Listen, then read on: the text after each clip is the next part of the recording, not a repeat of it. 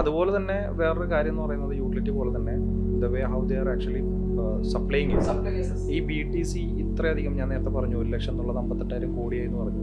എങ്ങനെയാണ് ഈ ഒരു, അതായത് വേൾഡിൽ ഇന്ന് വരെ ഒരു സാധനവും, ക്രിപ്റ്റോ എന്നല്ല ഒരു സാധനവും വേൾഡിൽ ഇത്രയും എന്ത് ചെയ്തില്ല, പ്രൈസ് ഇൻക്രിമെന്റ് ഉണ്ടായിട്ടില്ല. അപ്പൊ നമുക്കൊരു 8th വേൾഡ് എന്താണ് ലോകാത്ഭുതത്തിലെ ഒരു 8ാമത്തെ എന്ന് വേണമെങ്കിൽ പറയാം BTCനെ ശരിക്കും പറയുകയാണെങ്കിൽ അല്ലേ. കാരണം ഇപ്പോ നമുക്കറിയാം ഒരു 10 വർഷം കഴിഞ്ഞാലും BTCയുടെ വാല്യൂ കൂടുന്നുള്ളത്. പക്ഷെ നമ്മൾ ഇപ്പോഴും വാങ്ങാൻ തയ്യാറല്ല. കാരണം എന്താ, ഇത് ഹോൾഡ് ചെയ്യാനുള്ള ക്ഷമയില്ല എന്നുള്ളതാണ്.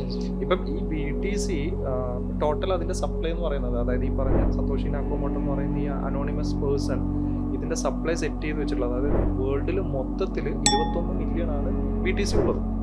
അതായത് ഞാൻ നേരത്തെ പറഞ്ഞല്ലോ മൈനിങ് എന്ന് പറഞ്ഞൊരു സംവിധാനം, മൈൻ ചെയ്ത് എടുക്കാൻ പറ്റുന്നത് ആകെ മൊത്തത്തിൽ എടുക്കാൻ പറ്റുന്ന എത്രയാണ്, 21 മില്യൺ ആണ്. ഇതിൽ ഓൾറെഡി 20 മില്യൺ മൈൻ ചെയ്ത് കഴിഞ്ഞു ഈ ഇത്രയും വർഷം കൊണ്ട്. പക്ഷെ അവിടെ ഒരു ഹാവിങ് എന്ന് പറയുന്ന ഒരു മെത്തേഡ് ഉണ്ട്.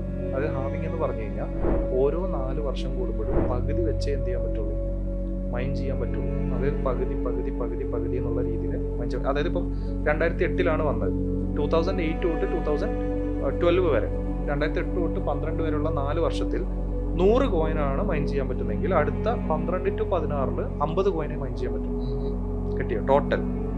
അപ്പം ഓരോ 4 വർഷം കൂടുമ്പോഴും ഹാഫ് എന്നുള്ള രീതിയിൽ മാത്രമേ ഇത് മൈൻ ചെയ്യാൻ പറ്റുള്ളൂ. അതുകൊണ്ട് തന്നെ അതിനെ ഹാവിങ് മെത്തേഡ് എന്നാണ് പറയാം.